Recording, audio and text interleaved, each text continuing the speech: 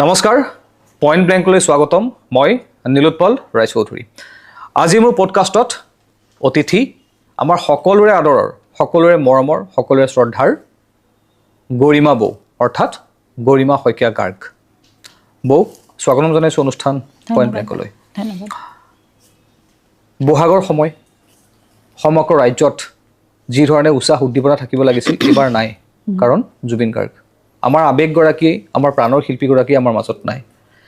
অসমবাসীয়ে প্ৰতিগৰাকী অসমীয়া লোকে প্ৰতিঘৰ অসমীয়াই কি হেৰুৱালে সকলোৱে গম পাইছে তাতোকৈ আপোনালোকে যি সময় পাৰ কৰিছে আপোনাৰ স্বামীক আপুনি হেৰুৱাইছে সেয়া আমি হয়তো ভাষাৰে বৰ্ণনা কৰিব নোৱাৰিম এই বহাগৰ সময়ছোৱাত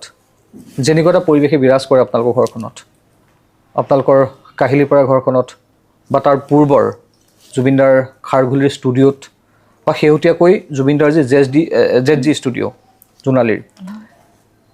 সেই ঘৰুৱা যি পৰিৱেশটো বহাগৰ সময়ৰ এইবাৰ বহাগৰ ৰং ৰহস্য নাই জুবিন গাৰ্গে আমাৰ মাজত নাই আপোনালোকৰ ঘৰখনৰ এই সময়খিনি কি ধৰণে পাৰ হৈছে কি ধৰণে আপোনালোকে কঠিন সময়খিনি পাৰ কৰিছে সেয়া গোটেই অসমেই অনুভৱ কৰিছে কিবা এটা শূন্যতা কিবা এটা নহয় চাৰিওফালে শূন্যতাই মাথো আৰু বহাগ বুলিয়ে নহয় যোৱা ছেপ্টেম্বৰৰ সেই অভিশপ্ত দিনটোৰ পৰা বহুকেইটা উৎসৱ পাৰ হৈছে আৰু প্ৰতিটো উৎসৱেই একেবাৰে সেমেকা এতিয়া বহাগৰ সময়ত যেতিয়া তোমাৰ প্ৰায় চ'ত মাহৰ শেষৰ ফালৰ পৰা আমাৰ প্ৰস্তুতি বহুত থাকে আমিও ব্যস্ত হৈ থাকোঁ আচলতে জুবিনেই ব্যস্ত হ'ব লাগে কাৰণ অনুষ্ঠানবোৰ তেওঁৰ থাকে কিন্তু গোটেই টীমটোৱে তেওঁৰ বাদ্যযন্ত্ৰ শিল্পীসকল বা আমি যিহেতু গোটেইবোৰ এটা পৰিয়ালৰ দৰে আৰু আমাৰ শুভাকাংক্ষীসকল আমাৰ একেবাৰে ওচৰত থকা বন্ধু বান্ধৱীসকল সকলোৱে এইবাৰ এইটো গান গাব লাগে এবাৰ এইটো হ'ব লাগে এনেকুৱা প্ৰস্তুতি মানে ইমান উলহ মালহ মানে প্ৰতিটো কথাত এবাৰ জুবিনে এইটো গাব লাগে এবাৰ জুবিন দাই এইটো কৰিব লাগে এনেকুৱা হ'লে ভাল হয় আমিও ভাবি থাকোঁ তাৰপিছত জেড জি লাইভ বুলি এটা গ্ৰুপ আছে তাত আমি আলোচনা কৰি থাকোঁ যে এইবাৰ এইকেইটা গান এনেকৈ সোমোৱালে কেনেকুৱা হয় আমাৰ গান বাছোঁতে প্ৰায় কেতিয়াবা 30-40টা গান হৈ যায়গৈ মানে আমি নিজৰ ফালৰ পৰা আমি কৰি থাকোঁ তাৰপিছত মানে আচল সিদ্ধান্তটো জুবিনেই লৈ গৈ কিন্তু আমি নিজৰ ফালৰ পৰা কৰি থাকোঁ সেয়া চ'ত মাহমানৰ পৰা আৰম্ভ হয় আৰু মই তেওঁৰ কাৰণে যিহেতু অনুষ্ঠান থাকেই 30-40খনমানটো অনুষ্ঠান অতি কমেও থাকে গতিকে সেইমতে কাপোৰ কিনা আৰম্ভ কৰোঁ চিলোৱা আৰম্ভ কৰোঁ বা কিনিবলৈ আৰম্ভ কৰোঁ জুৱেলাৰিজ তেনেকৈ আৰু যিহেতু মানুহজন খুব ফেশ্বনেবল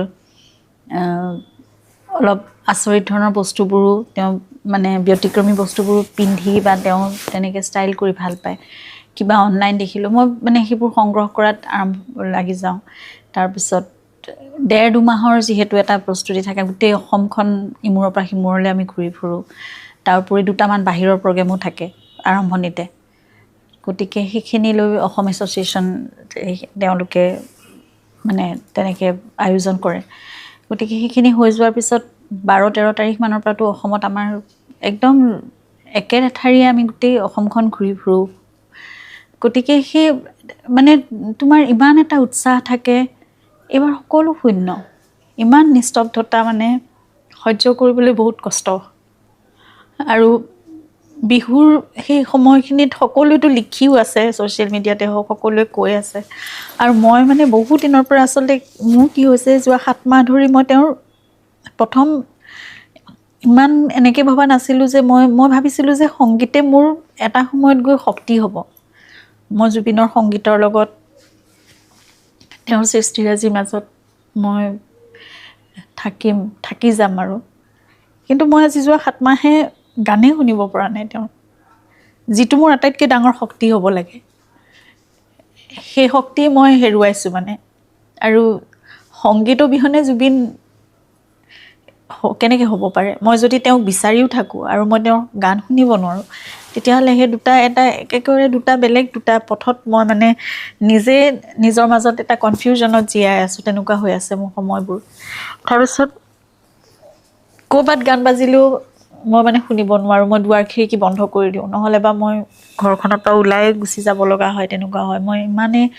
ইমানেই মোৰ কষ্ট হয় আৰু মই ইমান মানসিকভাৱে মোৰ মানে মই জনা নাছিলোঁ মানুহৰ মেণ্টেল হেল্থটোৱে ইমান বেছি প্ৰভাৱ পেলাই জীয়াই থকাত। ইমান পেনিক এটেক, ইমান ছাফোকেশ্যন, ইমান কষ্ট মই যোৱা 7 মাহত পাইছোঁ, বাৰে বাৰে হস্পিটেলাইজ হ'ব লগা অৱস্থা।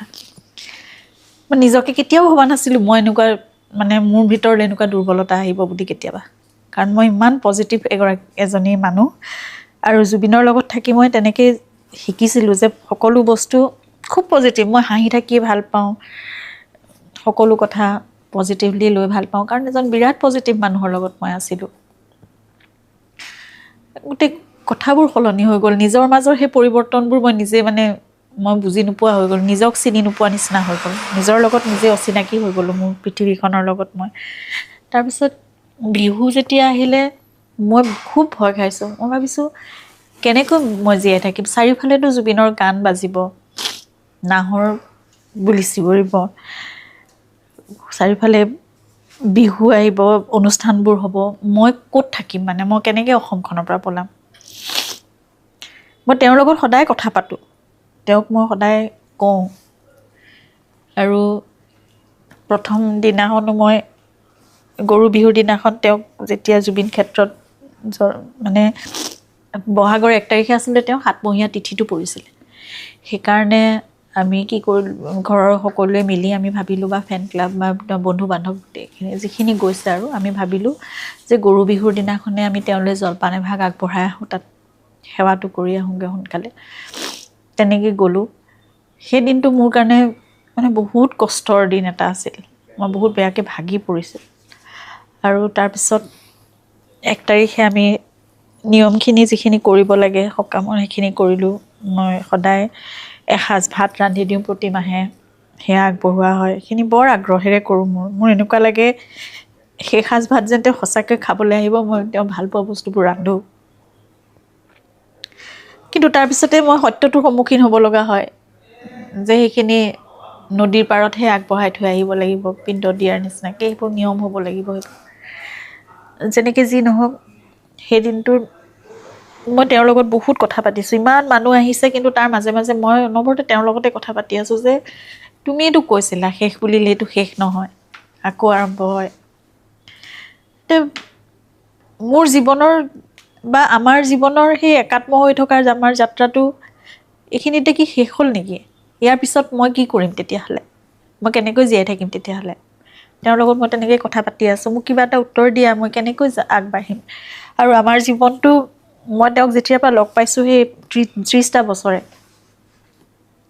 সংস্কৃতিৰ কথা, মানুহৰ কথা, সমাজৰ কথা, প্ৰকৃতিৰ কথা, নতুন প্ৰজন্মৰ কথা, তেনেকৈতো আমি গৈছোঁ। সকলো সৃষ্টিমুখী, সকলো সমাজমুখী এটা জীৱনলৈ মই জীয়াই আছোঁ। সেইদিনাখনেই তেতিয়া এনেকৈ হঠাৎ এটা উত্তৰ যেন আহিল। লতাশিলত যন্ত্ৰ, জুবিনৰ গোটেই বেণ্ডটো, তেওঁ বাদ্যযন্ত্ৰী শিল্পীসকল। মই সেই ছেপ্টেম্বৰ মাহতে তেওঁলোক যেতিয়া আহি আছিল ঘৰলৈ, তেতিয়াই মই তেওঁলোকক এটা অনুৰোধ কৰিছিলোঁ যে তোমালোক সদায় আমি যেনেকৈ এটা পৰিয়াল হৈ আছোঁ, এই পৰিয়ালটো কেতিয়াও যাতে ভাঙি নাযায়, আমি যাতে সদায় থাকোঁ একেলগে। তোমালোকক যাতে মই সদায় একেলগে যেনেকৈ পাইছিলোঁ আগতেও তেনেকৈ যাতে মই পাব পাৰোঁ, নহ'লে মোৰ চব হেৰাই যাব তাৰমানে। আৰু তেওঁলোকেও মোৰ কথা মানি বুলিয়ে মই নকওঁ, তেওঁলোকেও তেনেকেই বিচাৰিছিল আচলতে ভিতৰৰ পৰা, নিজৰ অন্তৰৰ পৰা। সেইকাৰণে তেওঁলোকে যন্ত্ৰ বেণ্ডটো তেওঁলোকে এতিয়া মানে সেইটো তেওঁলোকে গঢ় দিলে, তেওঁলোকে নিজে ৰিহাৰ্চেল কৰিলে, ওলাই গৈছে আৰু বহুত সমাদৃতও হৈছে এতিয়া মানুহৰ মাজত। জুবিনক ট্ৰিবিউট কৰি সকলোবোৰ তেওঁলোকে অনুষ্ঠান এনেকৈ ইমান ধুনীয়াকৈ ডিজাইনটো কৰি লৈছে। প্ৰথম আৰম্ভণিটোতেই যেন জুবিনৰ গোটেই সত্তাটোক আনি পেলাই তেওঁলোকে মঞ্চখনত প্ৰথমতে মানে সংস্থাপন কৰি লয়, তাৰপিছতহে তেওঁলোকে আৰম্ভ কৰে, তেনেকুৱা ধৰণে। তাৰপিছত ভণ্টি পামি আৰু আমি কথা পাতিলোঁ যে আমি যন্ত্ৰটো চাবলৈ যাবই লাগিব। আৰু লতাশিল বিহুৰ পৰা মোক আচলতে আমন্ত্ৰণো জনাইছিল ৰাজা বিষয়া ডাঙৰীয়া, তেওঁলোকে নিজে আহি মোক নিমন্ত্ৰণ জনাইছিল। গতিকে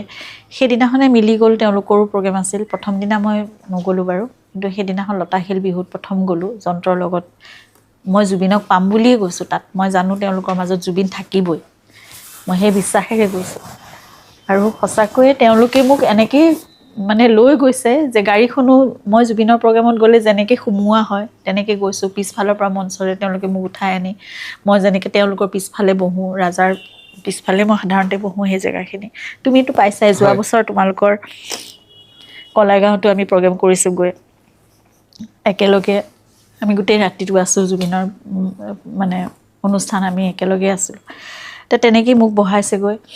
তাৰপিছত আৰম্ভ কৰিছে সন্মান জনাই জুবিনৰ প্ৰতি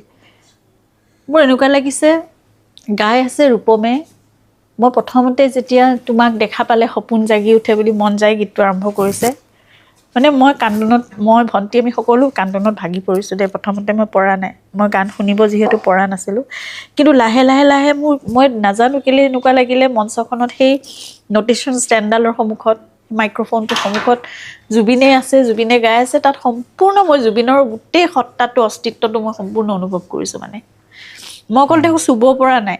মই স্বচক্ষে তেওঁক দেখা নাই কিন্তু গোটেই সত্তাটো মই তেওঁক অনুভৱ কৰি আছোঁ আৰু মই লাহে লাহে লাহে লাহে কষ্ট কৰি হ'লেও মই 4-5টা গান শুনিলোঁ মই সেইদিনা গাই আছে ৰূপমে কিন্তু জুবিনৰ গীতবোৰে মই শুনিব পাৰিলোঁ সেইদিনাখন কেনেকৈ পাৰিলোঁ কেনেকৈ শক্তি দিলে সেইখিনি জুবিনে মই নাজানো মানে জুবিন দা গুচি যোৱাৰ দিন ধৰি আপুনি লতাশিল বিহুখনলৈ জুবিন দাৰ গান শুনিব পৰাই নাছিলে এটা নাছিলোঁ 1 মিনিট 1.5 মিনিটমান শুনিলোঁ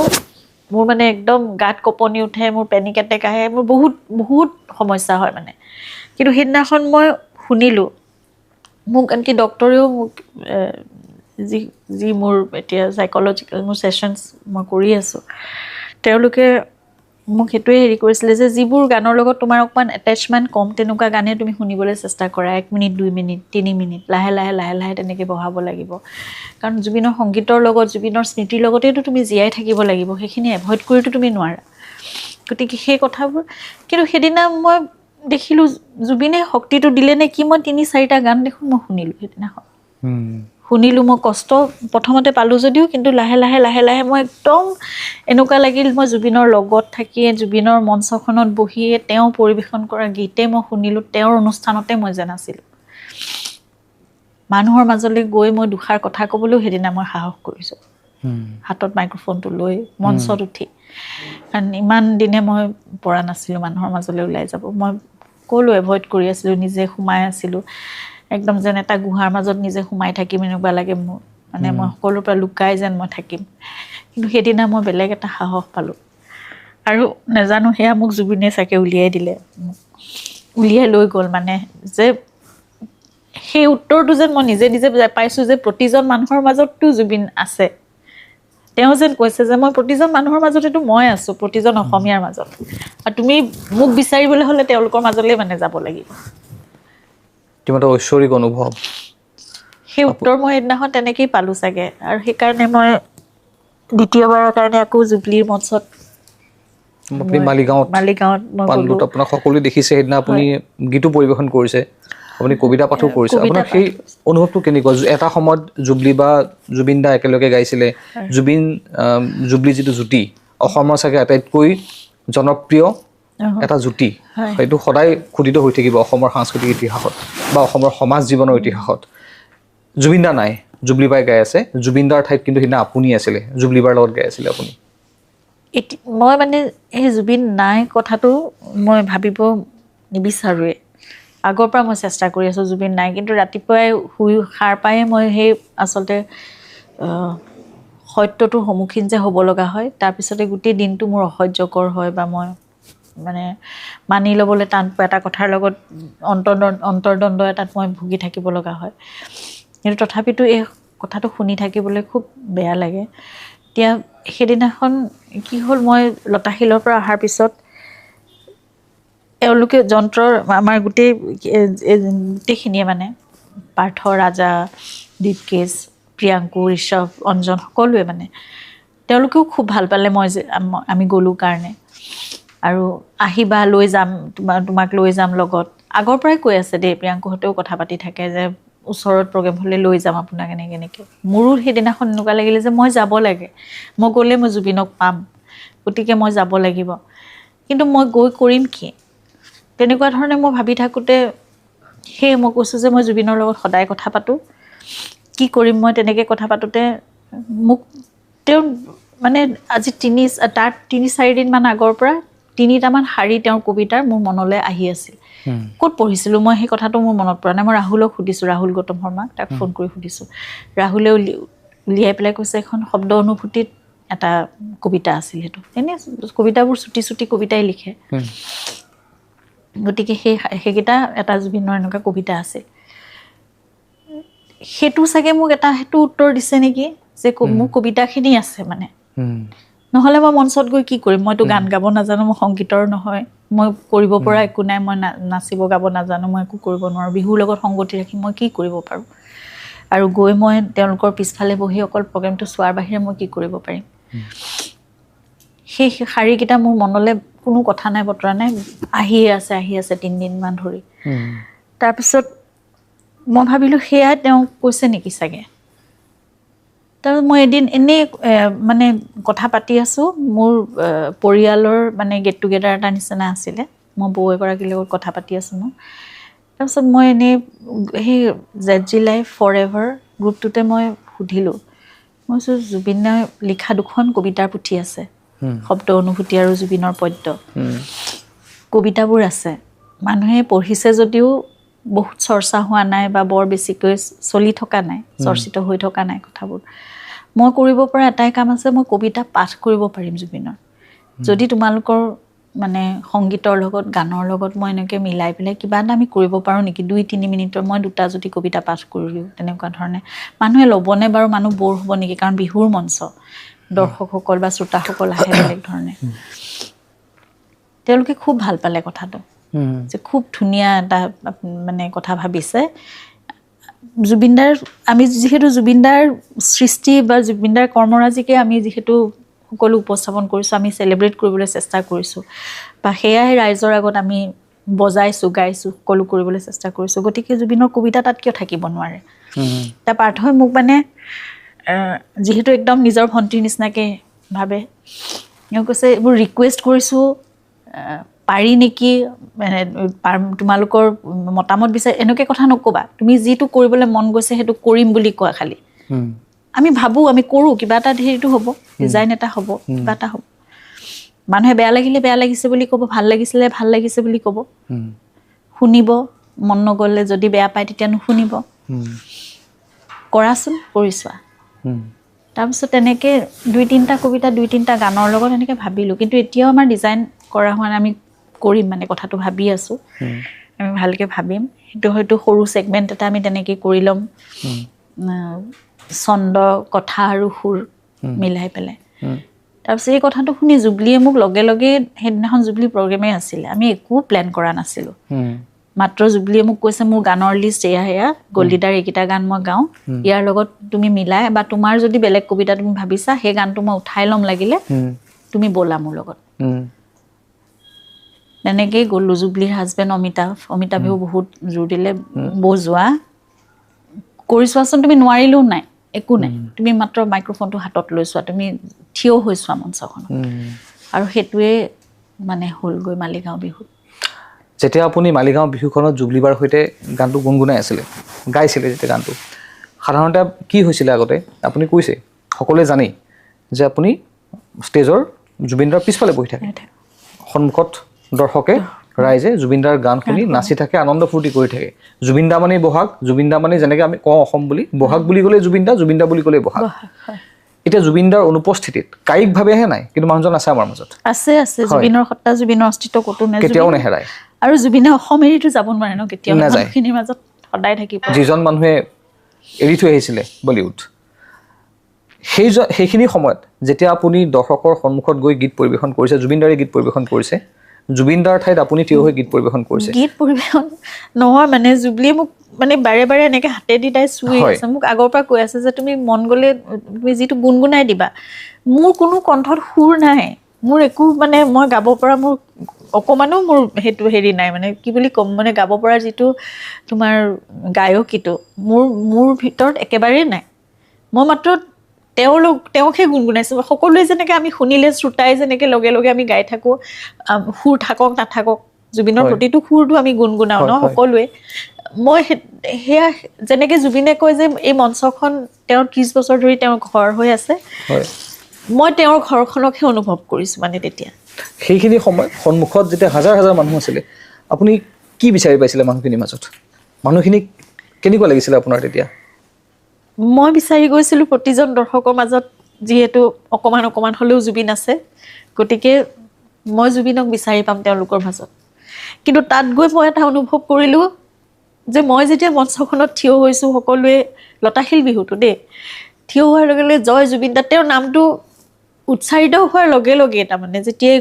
ঘোষিকাই তেওঁৰ নামটো উচ্চাৰণ কৰিছে বা মই গৈছোঁ বুলি তেওঁলোকে গম পাইছে এনেকুৱা হৈছে মানে জুবিনক যেন তেওঁলোকে সন্মুখত পাইছে সকলোৱে যেন এনেকুৱা এটা ঘোষণা শুনিছে যে জুবিন গাৰ্গ আহি আমাৰ মাজত উপস্থিত হৈছে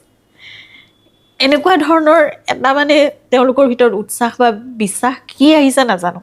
সকলোৱে জুবিন দা জয় জুবিন দা এনেকুৱা ধৰণৰ ধ্বনি এনেকুৱা ধৰণৰ মানে নিজৰ উল্লাস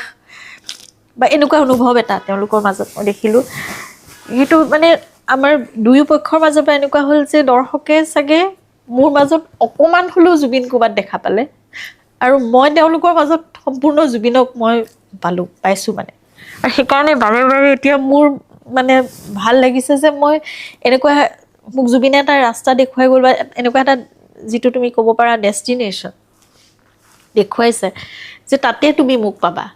এই মানুহবোৰৰ মাজত তুমি মোক পাবা অকল মঞ্চখন বুলিয়ে নহয় তুমি যেতিয়া ওলাই যাবা মানুহৰ মাজলৈ যেতিয়া অসমৰ গীত মাতৰ কথা সংস্কৃতিৰ কথা সৃষ্টিমুখী কথা এটা হ'ব যেতিয়া প্ৰকৃতিৰ কথা হ'ব মানুহৰ কথা হ'ব পৃথিৱীৰ কথা অসমখনৰ কথা হ'ব তাতে তুমি মোক পাবা মানে মোক যেন তেনেকুৱা এটা প্ৰতিগৰাকী মানুহৰ মাজত ঘৰত বহি চকু লুবুৱাই থাকে কান্দি থাকিলে তাত তুমি মোক নোপোৱা মোক যেন তেনেকৈ কৈছে মানে আৰু মই এটা নতুন শক্তি পাইছোঁ সেইকাৰণে আজি মই কথাখিনি কওঁতে মোৰ অকণমান কিন্তু মই আৱেগিক হৈছোঁ মোৰ চকু পানী ওলাইছে মই ৰখাব পৰা নাই কিন্তু তথাপিতো মোৰ ভিতৰত নোহোৱা আগতে মই অনুভৱ নকৰা শক্তি এটা মই এইবাৰ বিহুত মই অনুভৱ কৰিছোঁ কিন্তু এইকেইদিনত মোক বেলেগ ধৰণে এটা উত্তৰ দিছে জুবিনে যে তুমি যোৱা মানুহৰ মাজলৈ মই যেনেকৈ কাম কৰিছিলোঁ তেনেকুৱা ধৰণৰ মইতো মোৰ সামৰ্থ্যৰেহে কৰিব পাৰিম মইতো জুবিন গাৰ্গ হ'ব কেতিয়াও নোৱাৰোঁ তেওঁ এজনেই 100জন আছিল আৰু মই সেই 100 ভাগৰ এভাগ হোৱাটোও বহুত ডাঙৰ কথা কিন্তু মই চেষ্টাটো কৰিম মানে যে সকলো মানুহৰ মাজত সাধাৰণ মানুহৰ মাজত তেওঁ সদায় সেইটো কথা কৈছিল নহয় যে মই ডাঙৰ মানুহৰ লগত থাকি মই ইমান মই ভাল নাপাওঁ মই সাধাৰণ মানুহৰ লগত থাকি মই ভাল পাওঁ তেওঁলোকৰ মাজত মই তেওঁলোকৰ লগত কথা পাতি তেওঁলোকৰ লগত কাম কৰি মই ভাল পাওঁ তেওঁলোকে মোক বুজে মই তেনেকুৱা ধৰণে তেওঁৰ আদৰ্শ লৈয়ে মই সেইটো কৰিব খুজিছোঁ এটা কিছু অলপ পৃথক এটা কথালৈ আহোঁ বিহুৰ মঞ্চত অনুষ্ঠান চলি আছে সকলোৱে জুবিন গাৰ্গৰ আদৰ্শেৰে উদ্বুদ্ধ হৈ জুবিনদাৰ অনুপ্ৰেৰণাৰে সকলো অসমৰতো বেছিভাগ ছিংগাৰী যদি ক'বলৈ যায় 95% যদি আপুনি ক'বলৈ যায় 95% ছিংগাৰী জুবিন গাৰ্গৰ গান শুনিয়েই ছিংগাৰ হৈছে বহু ছিংগাৰে মোক পাৰ্চনেলিও কৈছে যে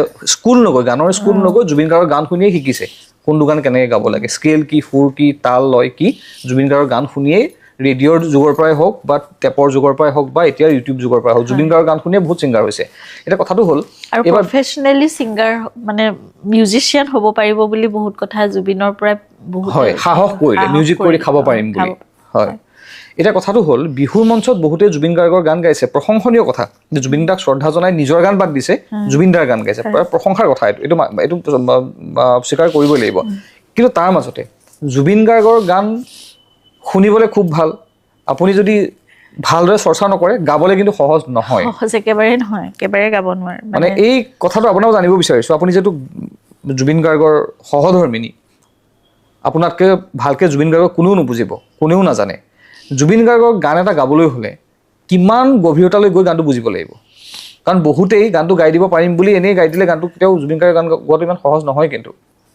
সেইটো অকল জুবিনৰ বুলিয়ে নহয় সংগীতৰ জগতখন তেওঁৱে মোক কৈ থাকে সংগীতৰ জগতখন ইমান এখন বিশাল মানে মই আজিকালি সাগৰ শব্দটো কৈও মই বেয়া পাওঁ আচলতে সাগৰৰ লগত মোৰ সেই প্ৰেমটো বা সেই ভাৱটো মোৰ নোহোৱা হৈ গ'ল কিন্তু সঁচাকৈ এনেকুৱা এখন বিশাল এখন জগত সংগীতৰ জগতখন তুমি কোনো এটা গীতে শুনিবলৈ বহুত সহজ যেন লাগে কিন্তু গোৱাটো ইমান সহজ নহয় তেনেকৈ জুবিনৰ গীতবোৰো ইমান আমি গুণগুণাব লগত গুণগুণাই সকলোৱে থাকিব পাৰোঁ এনেকুৱা লাগে মই একেধৰণে গাইছোঁ ভাৱটো তেনেকুৱা আহে মই লগত গাই থাকিলে মোৰেই সেইটো আহে আৰু সেইটো মই চাগে মোৰ স্বামীৰ কাৰণে মই খোলাকৈ কৰিব পাৰিছিলোঁ তেওঁ গানবোৰ লগাই মই লগত গাই থাকোঁ তেওঁৰ সন্মুখতে আৰু কেতিয়াবা মোক জোকাই পেলাই কৈও তুমি বৰ ভাল গোৱা দেই সেইটো তাৰমানে বেলেগ ধৰণে কয় আচলতে কিন্তু সেই কথাটোৱে এতিয়া মঞ্চত তেনেকৈ গাবলৈ যোৱাটো ইমান সহজ কথা নহয় সকলোৱে আমি ক'ৰবাত গোট খাইছোঁ গুণগুণাইছোঁ জুবিনৰ গান গাইছোঁ সকলোৱে নিজৰ মতে গাইছে সেইটো বেলেগ কথা কিন্তু যেতিয়া প্ৰফেশ্যনেলি বা কাৰোবাৰ আমন্ত্ৰণ মৰ্মে এগৰাকী প্ৰফেশ্যনেল ছিংগাৰ হিচাপে যায় তেতিয়াহ'লে সেয়া অকল মই জুবিনৰ গান বুলিয়ে নকওঁ প্ৰতিটো গীত মানে সাংস্কৃতিক ক্ষেত্ৰৰ প্ৰতিটো কামেই বহুত গভীৰতালৈ গৈহে সেইটো কৰিব লাগে সেই কামটো ইমান সহজভাৱে মই ছিংগাৰ হৈ এতিয়া মই প্ৰফেশ্যনেলিটো কাম কৰিব পাৰোঁ বুলি বহুত বেছি অভাৰ কনফিডেণ্ট হোৱাটো বেয়া কথা আৰু জুবিনেও তেনেকৈ যেতিয়া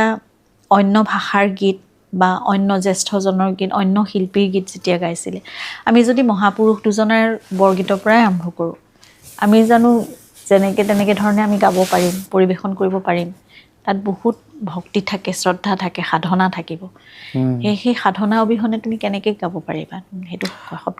এতিয়া শেহতীয়াকৈ বিহুৰ মঞ্চত বহুতে জুবিনদাৰ গীত গাইছে বহুত বিতৰ্ক হৈছে বিশেষকৈ মৰ্মিতা মিত্ৰ যিগৰাকী মৰ্মিতা মিত্ৰই জুবিন গাৰ্গৰ গানেৰেই এইবাৰ অসমৰ বিহু মঞ্চত অনুষ্ঠান পৰিৱেশন কৰিম বুলি এক প্ৰকাৰ ধৰি লৈছে বা তেওঁ নিজেও যোৱাবাৰৰ পৰা কৰিছে বা তেওঁ নিজেও ঘোষণা কৰিছে কিন্তু বহুত সময়ত আমি নিজে কোৱা কথা নহয় বহুত সময়ত ছ'চিয়েল মিডিয়া টিভিত দেখিবলৈ পাইছোঁ শেহতীয়াকৈ এইকেইদিনত যোৱা 2-3 দিনত জুবিন গাৰ্গৰ গীত বিকৃত কৰি মৰ্মিতা মিত্ৰ বিতৰ্কত বহুতে গৰিহণা দিছে বিতৰ্ক বা ভাইৰেল এইবোৰ শব্দ মই ক'বলৈ নাযাওঁ কিন্তু গৰিহণা দিছে জুবিন গাৰ্গৰ গীত বিশেষকৈ বাঁহী বাঁহী যিটো বৰ্তমান প্ৰাৰ্থনালৈ ৰূপান্তৰিত হৈছে মায়াবিনী সেই গীতটো বিকৃত ৰূপত পৰিৱেশন কৰি তেওঁ গৰিহণাৰ পাত্ৰ হৈছে এই সম্পৰ্কত আপোনাৰ মতামত কি হ'ব জুবিন গাৰ্গৰ গীত এই ধৰণে পৰিৱেশন কৰাৰ ক্ষেত্ৰত সেইদিনা 17 তাৰিখে মই কোৰ্টৰ ভিতৰত আছিলোঁ আচলতে মই জনা নাছিলোঁ কথাটো ইমান যে মানে এনেকুৱা ধৰণৰ কথা এটা হৈছে হয়তো আগদিনা তেওঁ পৰিৱেশন কৰিলে নেকি সাংস্কৃতিক মঞ্চ এখনত গোটেই দিনটো মানে বহুত সেইটো চৰ্চা চলি আছে বহুত বেলেগ তুমি যেনেকৈ কৈছা মানে সেইটো বিতৰ্ক বুলি নকওঁ বা এনেকুৱা শব্দ যদি আমি ব্যৱহাৰ নকৰোঁ গোটেই দিনটো সেই কথাটোৱে চৰ্চা চলি আছে আৰু মোক বহুতে মেছেজ দিছে মই ফোনটো তাত চাইলেণ্ট কৰি থ'ব লাগে আৰু যিহেতু আমাৰ উকিলে বহুত কথা উপস্থাপন কৰি আছে সেই সময়টোত মই চাবলৈ সুবিধা পোৱা নাই কিন্তু ইতিমধ্যে পামীয়ে এটা মানে নিজৰ ষ্টেটমেণ্ট এটা দিছে ছ'চিয়েল মিডিয়াত তেওঁ ফেচবুকত লিখিলে যে সকলোকে তেওঁ সেই কথাটো অনুৰোধ কৰিছে আৰু আমাৰ কাৰণে সঁচাকৈয়ে তুমি যেনেদৰে কৈছা যে সেইটো জুবিনৰ গীতখিনি গোৱাটো আন্তৰিকতাৰে শ্ৰদ্ধাৰে মৰমেৰে গোৱাটো পৰিৱেশন কৰাটো আৰু প্ৰচাৰ প্ৰসাৰ লাগিবই সেইখিনি সকলোৱে গাবই লাগিব নতুন প্ৰজন্মই নাগালে কেনেকৈ চলি থাকিব গতিকে প্ৰজন্মৰ পৰা প্ৰজন্মলৈ যাবলৈ হ'লে সেইটো কৰিবই লাগিব কিন্তু সেই কথাটো এতিয়া মই সেইটোৱে কওঁ যে জুবিনে যেতিয়া জ্যেষ্ঠজনৰ গীত গাইছিল বা বেলেগ ভাষাৰ এটা গীত পৰিৱেশন কৰে মঞ্চত গাবলৈ চেষ্টা কৰে বা কাভাৰ কৰিছে তেতিয়া সদায় মই দেখোঁ কিমান আন্তৰিকতাৰে তেওঁ শ্ৰদ্ধাৰে সেই গীতটো শুনে শিকে বুজে তাৰ গভীৰতালৈ যায় প্ৰতিটো শব্দৰ প্ৰক্ষেপণ কেনেকুৱা তাৰ মূল ভাৱ কি আৰু সেই মিউজিকটো এনেকুৱা ধৰণে কিয় কৰিলে এই গোটেই কথাবোৰ বিশ্লেষণ কৰে এইটো মই ভাবোঁ সেই দায়বদ্ধতাটো প্ৰতিজন শিল্পীৰ থাকিব লাগে আজি মই অকল মৰ্মিতাৰ বুলিয়ে নকওঁ প্ৰতিজন শিল্পীৰ সেইটো থাকিব লাগে আৰু মৰ্মিতাই যিহেতু জুবিনৰ গীতেই গাইছে আৰু এতিয়া জুবিনৰ গীতবোৰ সংৰক্ষণ কৰা প্ৰচাৰ প্ৰসাৰ কৰা এইটো তেওঁৰ পিছৰখিনি সকলোৰে সেইটো এটা দায়িত্ব কৰ্তব্য তাক শুদ্ধ ৰূপত উপস্থাপন কৰাটোৰ শুদ্ধ ৰূপত কঢ়িয়াই লৈ যোৱাটো কাৰণ আমিও নাথাকিম এটা সময়ত তেওঁলোকৰ হাততে আছে গোটেই সেই সংগীত তেওঁৰ সৃষ্টিৰাজি কৰ্মৰাজি সেই সংগীত এজন শিল্পীৰ প্ৰতি সেইখিনি সন্মান সেইখিনি আৰু তেওঁ সেই শিল্পীগৰাকীয়ে কিমান সাধনা আন্তৰিকতা মৰম শ্ৰদ্ধা ভক্তিৰে সেইটো সৃষ্টি কৰিছে গতিকে সেইখিনি সেই মানে শ্ৰদ্ধা ভক্তিখিনিক আমাৰ ফালৰ পৰা বা আমাৰ পিছৰ প্ৰজন্মই একেই শ্ৰদ্ধা ভক্তিৰে কঢ়িয়াই লৈ যোৱাটো তেওঁলোকৰ সকলোৰে দায়িত্ব কৰ্তব্য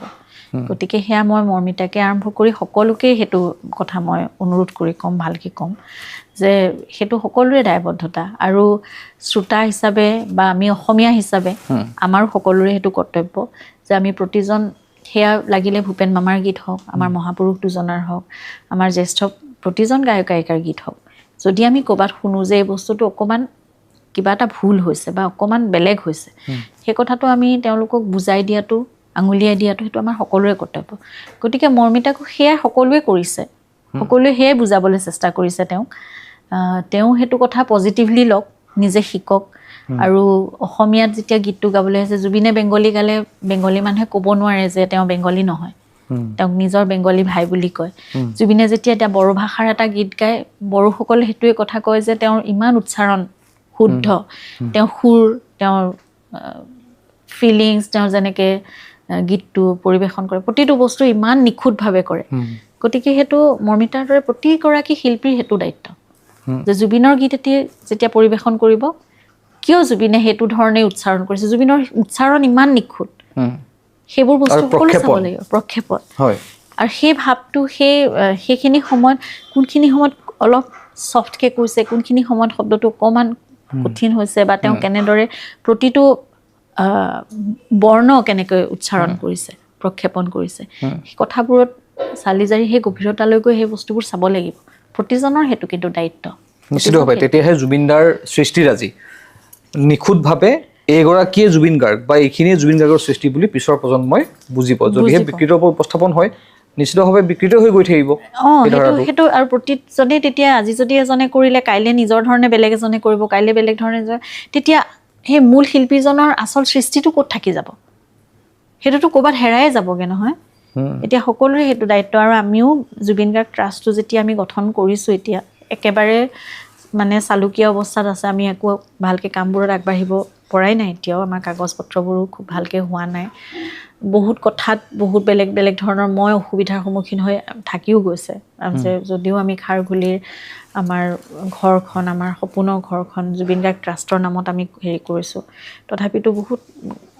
কিছুমান হিচাপ নিকাচ কাগজ পত্ৰৰ কামবোৰ বহুত এতিয়াও হেৰি হৈছে। আমি কেইটামান পদক্ষেপ আমি লৈছোঁ ইতিমধ্যে সৰু সৰুকৈ, কিন্তু সেই কথাটোৰ পৰা আমি সকলোৱে চাবলৈ চেষ্টা কৰিছোঁ যে কিতাপ এখন লিখোঁতেও জুবিনৰ ওপৰত যাতে তথ্যবোৰ শুদ্ধকৈ যায়, তাত যাতে ভুল তথ্য এটা থাকি নাযায়, কাৰণ সেইটোৱে আৰ্কাইভ হৈ থাকি যাব। পিছৰ গোটেই প্ৰজন্মই আমিতো কোনো নাথাকিম, আমাক সুধি ল'বলৈও সেইটো কথা মানে কোনো সুবিধা নাথাকিবগৈ তেতিয়া। গতিকে এই কথাবোৰ যাতে সকলো শুদ্ধকৈ যায়। এতিয়া এই গীতৰ কথাবোৰো তেনেকৈ প্ৰতিটো বস্তু যাতে শুদ্ধকৈ হয়। আৰু আমাৰ ফালৰ পৰা আমি চেষ্টা কৰিম। মই ভাবিছোঁ, মই কথাও পাতিছোঁ যে নোটেশ্যনবোৰ মই ইমান ভালকৈ নাজানো কথাবোৰ, কিন্তু সুৰটো বা তেওঁৰ সৃষ্টিটো একদম নিখুঁতভাৱে ৰাখিবলৈ হ'লে সেই নোটেশ্যনখিনি কৰোৱাটো, তেনেকৈ সেই লিখাই লোৱাটো, মানে যিসকলে কৰে তেনেকুৱা ধৰণে প্ৰফেচনেলি, সেইখিনি খুব জনা মানুহৰ পৰা কৰাই লোৱাটো খুব জৰুৰী। গতিকে সেই কামবোৰত আমি আগবাঢ়িম এতিয়া লাহে লাহে, আৰু তোমালোকৰ সকলোৰে সহায় লাগিব, গোটেই অসমবাসী ৰাইজৰ সেয়া সহায় লাগিব সেইখিনি যাতে। আৰু জুবিনৰ অলপ নহয় সৃষ্টি, সেইটোৱে ডাঙৰ কথা। 100-200 বা 1000-2000 40,000 গীত, প্ৰায় 40,000 গীত, ইমানখিনিতো আমি সকলো চাগে বিচাৰি পাম নে নাপাম সেইটো মানে সন্দেহ আছে। কাৰণ কিছুমান বস্তু এতিয়া থিয়েটাৰৰে গীতবোৰ ধৰা, প্ৰতি বছৰে বছৰে আগৰখিনি, আজিকালি সেই ইউটিউবত অলপ আপলোড হয়, কিন্তু তথাপিতো এখন নাটকত যদি 5টা গীত আছে, তাৰে 3টাহে কেতিয়াবা আপলোড হয়, 2টা গীত হেৰায়ে যায়, থাকিয়ে যায়। তেনেকৈ হয়তো বহুত গীত আমি বিচাৰি এতিয়া পাম নে নাপাম সেইটোও নাজানো। সেই 38 বা 40,000 গীতৰ মাজৰ পৰা আমি যদি কেনেবাকৈ 20-25,000 গীতো উদ্ধাৰ কৰিব পাৰোঁ, সেই গোটেইখিনি শুদ্ধ ফৰ্মত আমি ৰাখি যোৱাটো, সেইটো আমাৰ সকলোৰে কৰ্তব্য। আৰু সেইটো অকলে মানে আমি কৰিব নোৱাৰোঁ, বা জুবিন গাৰ্গ ট্ৰাষ্টে বা পৰিয়ালে কৰিব নোৱাৰে,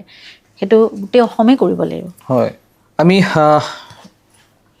যি সত্য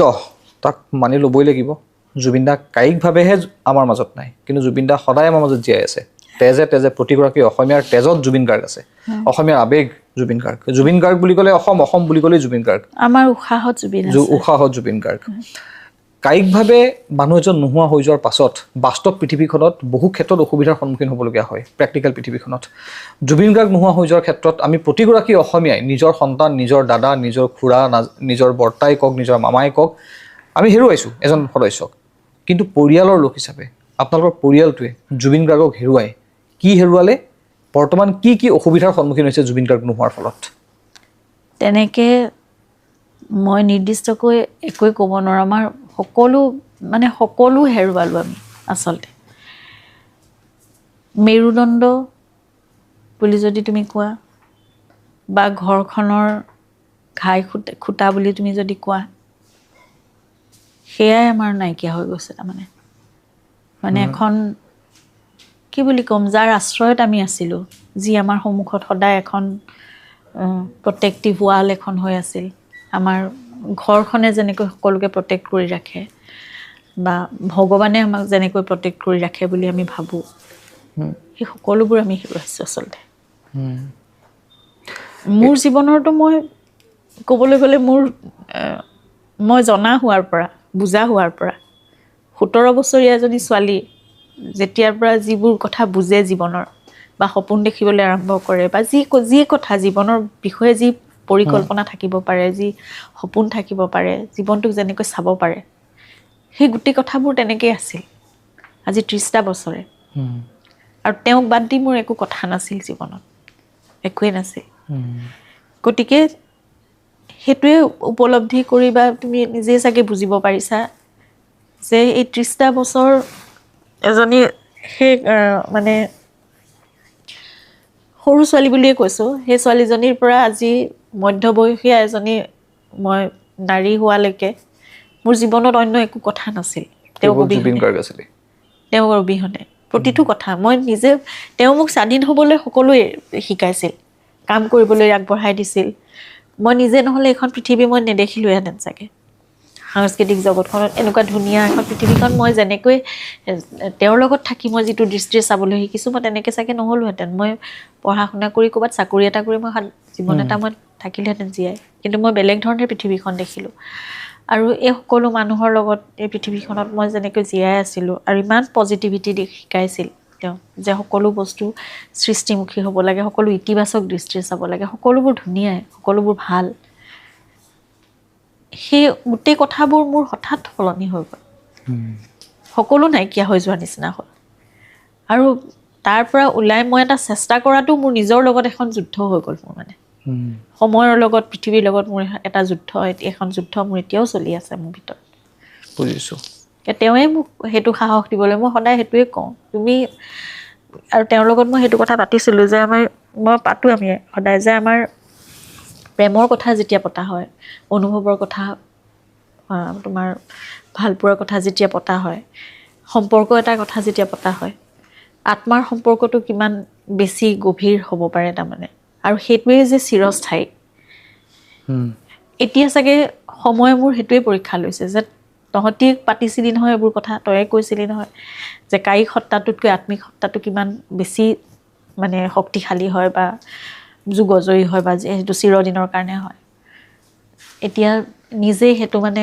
যুঁজি পেলাই তই চাচোন ওলাই আহিবলৈ চেষ্টা কৰ চাগে মই সেইটোৰ লগতে যুদ্ধ কৰি আছোঁ এতিয়াও বুজিছোঁ আপোনাৰ সেই মনৰ অনুভৱখিনি মনৰ কথাখিনি আচ্ছা শেষত জুবিনদাৰ ঘটনাৰ মৃত্যু বুলি ক'বলৈ মই শব্দটো ক'বলৈ মই বেয়া পাইছোঁ মই জুবিনদাৰ ঘটনাৰ যি বিচাৰ চলি আছে বৰ্তমান সেই আদালতত চৰকাৰ আছে আদালত আছে তেওঁলোকে সিদ্ধান্ত ল'ব তেওঁলোকৰ প্ৰক্ৰিয়া মতে কিন্তু যিকেইজন একিউজড অভিযুক্তৰ নাম সাঙুৰ খালে মেনেজাৰ সিদ্ধাৰ্থ শ্যাম কানু মহন্ত সহশিল্পী অমৃতপ্ৰভা মহন্ত লগতে শেখৰ জ্যোতি গোস্বামী জুবিন গাৰ্গে যাক অতি বিশ্বস্ত বুলি ভাবিছিল লগতে দেহৰক্ষী কেইগৰাকী এই আটাইখিনি মানুহক আপুনি খুব ভালদৰে পাইছে ওচৰৰ পৰা পাইছে খুব মৰম কৰিছিল আপুনি ভাবিছিল নে কেতিয়াবা তেওঁলোকৰ কাৰণে পৰিয়ালে আছিলে ভাবিছিল নে কেতিয়াবা তেওঁলোকৰ কাৰণে জুবিন গাৰ্গ এনেকুৱা এটা পৰিস্থিতিত পৰিব পাৰে বুলি কেতিয়াও ভবা নাছিলোঁ আৰু জুবিনে মোক সকলোকে ভাল পাবলৈ শিকাইছিল মই তোমাক যেনেকৈ কৈছোঁ সদায় ভালটোৱে দেখুৱাই আছিল সকলোকে ভাল পাবলৈ শিকাইছিল মানুহজনে মনত কেতিয়াও সন্দেহৰ ভাৱ এটা কোনোদিন নানিছিলে কাৰো প্ৰতি আমি যদি কেতিয়াবা কৈছিলোঁ কিবা কথাত যে মোৰ এই মানুহজনৰ ভাইবটো ভাল লগা নাই বা এনেকুৱা ধৰণৰ এই কথাটো তেওঁ সঁচা কথা কোৱা নাই এই বস্তুখিনি এনেকুৱা ঠিক নহয় সেই কথাবোৰ তেওঁ ভাল নাপাইছিল শুনি মানে মোৰ লগত কেতিয়াবা সেইটো লৈ মানে মন কি বুলি ক'ম কেতিয়াবা বাক বিতণ্ডাও হয় মানে যে এইটো কেলে তুমি বেয়া পোৱা মানুহক কোন মানুহ কেতিয়া কি কাৰণত দৰকাৰ প্ৰয়োজন হয় তুমি তেনেকৈ কেলে ভাবা আৰু তোমাকনো কি কৰিলে এনেকুৱা ধৰণে মানে প্ৰশ্নটো কৰে তোমাকনো কি কৰিলে এতিয়া নহয় তোমাৰ আগতে তোমাকে কৈ থকা কথাবোৰ মোৰ অলপ বেছি যেন লাগিছে তাৰমানে কথাখিনি সত্য শুদ্ধ নহয় যেন লাগিছে সঁচা নহয় যেন কেনেকৈনো জানিলা হ'বওতো পাৰে কিছুমানে কথা তেনেকৈ কয় চবৰে কথা কোৱাৰ ধৰণবোৰ সকলোৰেতো একে নহয় একেবাৰে সৰল আৰু মোক তেনেকেই পৃথিৱীখন চাবলৈ শিকালে সেইকাৰণে তেওঁ বিশ্বাস কৰা তেওঁ যেনেকৈ আৰু জীৱনৰ তোমাৰ এই লাক্সাৰী খুব এনেকুৱাতো নহয় যে তেওঁ পইচা ঘটাত আছে এতিয়াতো গোটেই হিচাপ নিকাচবোৰত ওলাই আছে হয় তেওঁ যথেষ্টখিনি উপাৰ্জনটো তেওঁ যথেষ্ট আছিলে ইমান কাম কৰিছে আজি ইমান বছৰে আৰু কেনেকৈ আমি এটা জীৱন আচলতে আমি থাকিব লাগিছিল কিন্তু সেইমতে আমি কেতিয়াও থকা নাছিলোঁ সহজ সৰল জীৱন এটা সেই ধৰণে আমি তেনেকৈ সুখী আছিলোঁ সদায় সহজকৈ থাকি ভাল পাওঁ এতিয়াও তেনেকৈ ভাল পাওঁ পংকিলতাবোৰৰ মাজত মানে তোমাক ক্ৰিটিকেল কিবা এটা হ'লে আমি দুইজনেই অসুবিধা পাওঁ এতিয়াও অসুবিধা পাইছোঁ কোৰ্ট কাছাৰী কথাবোৰ বুজি নাপাওঁ সেইবোৰ কথা এনেকুৱা এটা জীৱন দেখিব লাগিব বুলি কেতিয়াও ভবাও নাছিলোঁ সদায় সৃষ্টিমুখী সহজ সৰল জীৱন এটা সেইটোৱে ভাবিছিলোঁ আৰু সেইকাৰণে এই মানুহখিনিকো আমি কোনোদিন ভবা নাছিলোঁ সকলো আমাৰ নিজৰ ভাতৃ ভগ্নী আৰু কাৰোবাৰ পাৰ্চনেল প্ৰব্লেম এটা হ'লেও জুবিনৰ মোৰ প্ৰতি কি বিশ্বাস আছিল নাজানো মই যেন বহুত কথা বুজাব পাৰোঁ তেনেকৈ লৈ আহে কথা পাতে নিজেও বুজায় কথা পাতি গৰিমাৰ লগত পাতে এইটো কথা এনেকৈ ক'ব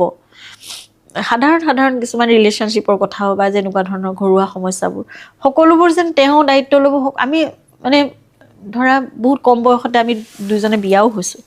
গৈ বম্বেত আছোঁগৈ ইয়াৰ পৰা যোৱা সকলো ল'ৰা ছোৱালীৰ নতুনকৈ ষ্ট্ৰাগল কৰিবলৈ যোৱা সকলোবোৰ যেন আমিহে সকলোৰে অভিভাৱক তেনেকুৱা ধৰণে এই সকলোবোৰ আমাৰ এক্সটেণ্ডেড ফেমিলি এতিয়া আমাৰ মিউজিচিয়ানখিনিয়ে হওক বা যি আমাৰ চিনাকি গোটেইবোৰে চববোৰ আমাৰ যেন এক্সটেণ্ডেড ফেমিলি আমি পৰিয়ালৰে মানুহ সকলোবোৰ গতিকে এই সিদ্ধাৰ্থ শেখৰহঁত সকলোবোৰ আমাৰ নিজৰ আছিল একেবাৰে প্ৰতিজনৰে সমস্যা আমাৰো সমস্যা আছিল সদায় জুবিনে সকলোৱে দিছিল যদি ইমান টকা পইচাৰে কথা আছিল সেই কথাখিনি কোৱা হ'লেইতো হয় মানুহটোৱেতো নিজক বিলায়ে চব দি গৈছিল আৰু আমাৰ একো হেঁপাহ এনেকুৱা হেৰি নাছিলেই তাৰমানে কেতিয়াও যে আমি টকা পইচাৰ কাৰণে কিবা এটা হেৰি মানে কিবা এটা এনেকুৱা সমস্যাৰ সৃষ্টি কৰোঁ যদি পইচাৰ প্ৰয়োজন হৈছিল সেই কথাখিনি পতা হ'লেই হয় মানুহজনে নিজে সকলো দি দিলেহেঁতেন এনেকুৱা এটা অৱস্থালৈ কিয় যাব লগা হ'ল মানে মই সেইটোৱে বুজি নাপাওঁ আৰু প্ৰথম দিনা মই সেইকাৰণে একদম প্ৰথম দিনা মোৰ এটা ছ'চিয়েল মিডিয়া বাইট লৈ পেলাই সেই কথাটো বহুত আলোচনা হৈছিল যে মই সিদ্ধাৰ্থক আহিবলৈ দিয়ক বুলি মই অনুৰোধ কৰিছিলোঁ হয় মই তেতিয়া এইটোৱে বুজিছিলোঁ যে জুবিনৰ লগত সিদ্ধাৰ্থে আছে তাৰ আগৰ সময়খিনি মই সিদ্ধাৰ্থৰ লগতে যোগাযোগ কৰি আছোঁ বা তাৰ ছিংগাপুৰৰ আছাম এছ'চিয়েশ্যনৰ এজনৰ লগত মোক কথা পতাই দিছিলে কাৰণ সিদ্ধাৰ্থ ইমান কান্দি আছে মই একো বুজা নাছিলোঁ কথাবোৰ তো মই ভাবিছোঁ কোনে আনিব জুবিনক মই মোক ছেডেটিভ দি শুৱাই দিছে মই পৰিস্থিতিবোৰ ল'ব পৰা নাই নিজে সাৰ পাইছোঁ মই ভাবিছোঁ গল্ডি কেতিয়া আহিব মই সেইটোৱে ভাবি আছোঁ যে কেতিয়া পাবহি মইতো দেখিব লাগে এতিয়া মই চাব লাগে কি হৈছিলে কি কথা পিছদিনা শনিবাৰ তাৰ পিছদিনা দেওবাৰ কৈছে সোমবাৰেহে আহি পাব ঘটনাটো হৈছে শুক্ৰবাৰে ইমান দিন কেনেকৈ মানে মোক কি কৰি থাকিব তেতিয়াহ'লে কেনেকৈ আহিব মই সেইটো কথাৰ কাৰণে এইটো কাৰণেই মই মানে আগপাছ মই ভবা নাই মই ভাবিছোঁ আনিব লাগিবতো সিদ্ধাৰ্থে কাৰণ সদায় ইয়াতো এনেকৈতো সিদ্ধাৰ্থে লৈ ফুৰে সিদ্ধাৰ্থৰ ওপৰতে সকলো কথা মেনেজ কৰে ডিপেণ্ড কৰে সেইবোৰ কথা ভাবিয়ে মই তেনেকৈ মই তেতিয়ালৈকেতো আমি এইবোৰ ভিডিঅ' দেখা নাছিলোঁ সেইবোৰ ভিডিঅ' ভণ্টিয়ে মই চাগে জুবিন আহিও গ'ল 21 তাৰিখে 23 তাৰিখে সোণাপুৰৰ গোটেই কামখিনিও হৈ গ'ল মই তাৰপিছতহে চাগে আমি দুজনীয়ে দেখিছোঁ তেতিয়াহে বুজিছোঁ যে মানুহজনক কিমান অৱহেলা কৰা হ'ল কিমান কষ্ট পালে মানুহজনে মানে আৰু মই এতিয়াও ভাবিলে মোৰ মানে বুকুখন নহয় গোটেই শৰীৰটো কঁপি উঠে যে মানুহজনে কিমান কষ্ট পালে তেওঁক CPR দিয়া হ'ল ৰিবছ ভাঙিলে এইবোৰ বহুত কথা ক'ব লাগিব নীলোৎপল ক'লে মানে মই আকৌ ভাগি পৰিম তাৰমানে কিন্তু আমি যাৰ ওপৰত ইমান ভৰসা কৰিছিলোঁ, যাক বিশ্বাস কৰিছিলোঁ, এতিয়া বহুত ডাঙৰ কথা হৈছে মই কাক বিশ্বাস কৰিম। কেতিয়াবা তেনেকুৱা প্ৰশ্ন আহে, কাক বিশ্বাস কৰিম মই এতিয়া? পৃথিৱীখনে বেলেগ হৈ গ'ল দেখোন আমাৰ কাৰণে। কিন্তু জুবিনে মোক এইটোও কথা ঠিক যে সঁচা ৰূপবোৰ দেখুৱাই থৈ গ'ল, মোক প্ৰটেক্ট কৰি থৈ গৈছে জুবিনে। সিমানখিনিলৈকে মোৰ কাৰণে চিন্তা কৰিছে। তাৰমানে তেওঁ কায়িকভাৱে নাই যদিও সেই আত্মাৰ শক্তিয়ে মোক কিন্তু প্ৰটেক্ট কৰি থৈ গৈছে। সেই মানুহবোৰ আঁতৰাই থৈ গৈছে মোক মোৰ ওচৰৰ পৰা। যিটো আত্মিক সম্পৰ্কৰ কথা আপোনালোকে পাতিছিলে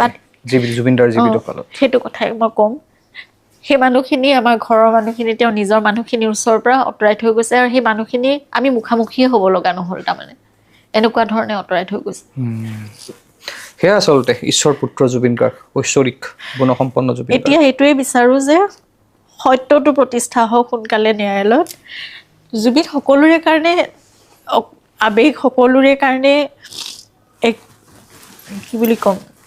সকলোৰে নিজৰ নহয় জুবিন, সকলোৰে নিজৰ, প্ৰতি ঘৰ অসমীয়াৰ সন্তান। গতিকে সেয়া মই সেইকাৰণে ক'ম,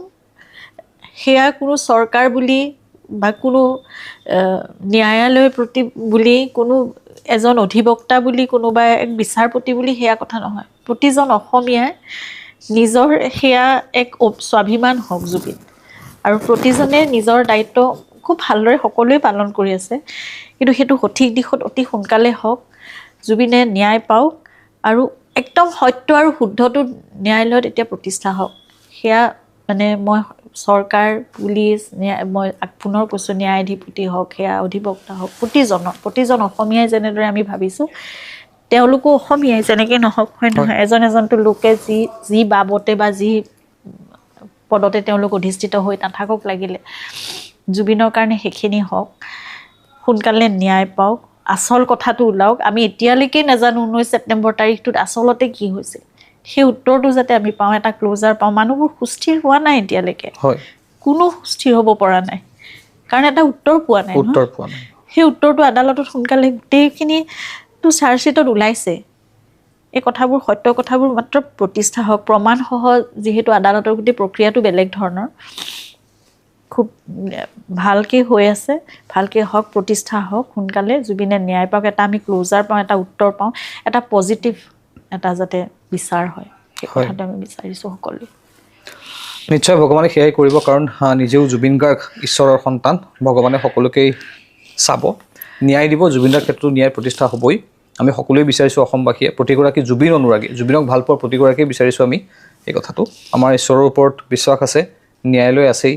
চৰকাৰ আছে, ব্যৱস্থা ল'ব সকলোৱে। আমি সকলোৱে আশা কৰিছোঁ জুবিনদাৰ ন্যায় হওক, সত্যটো ওলাওক। বহুত ধন্যবাদ জ্ঞাপন কৰিছোঁ আপোনাক, ইমানখিনি সময় আমাক দিয়াৰ বাবে। ইমান আপোনাৰ ব্যস্ততা, আপুনি ঘৰ চম্ভালিবলগীয়া হৈছে, আপোনাৰ কামো চম্ভালিবলগীয়া হৈছে, তাৰ উপৰি আপুনি নিজৰ মনতেই, নিজৰ মাজতেই এখন যুদ্ধ কৰিবলগীয়া হৈছে মানসিকভাৱে। তাৰ মাজতে আমাক ইমানখিনি সময় দিলে, ধন্যবাদ জ্ঞাপন কৰিছোঁ। সমগ্ৰ অসমবাসী আছে আপোনাৰ সৈতে, আপোনাৰ পৰিয়ালৰ সৈতে, আমি আছোঁ সদায়। যেতিয়াই আপোনাৰ অসুবিধা হয়, মোৰতো সেয়াই শক্তি, সেয়াই সাহস। মই জীয়াই থকাৰ মানে মোৰ এটা, মই যদি কিবা কাৰণ বিচাৰি পাইছোঁ, অসমৰ মানুহখিনি মোৰ লগত আছে। যেতিয়াই আপুনি বিচাৰে, যেতিয়াই আপোনাৰ অসুবিধা হয়, নিশ্চিতভাৱে বিনা স্বাৰ্থে প্ৰতিগৰাকী অসমীয়া আপোনাৰ ওচৰত থিয় হ'ব। নিশ্চয়। ধন্যবাদ জ্ঞাপন কৰিছোঁ।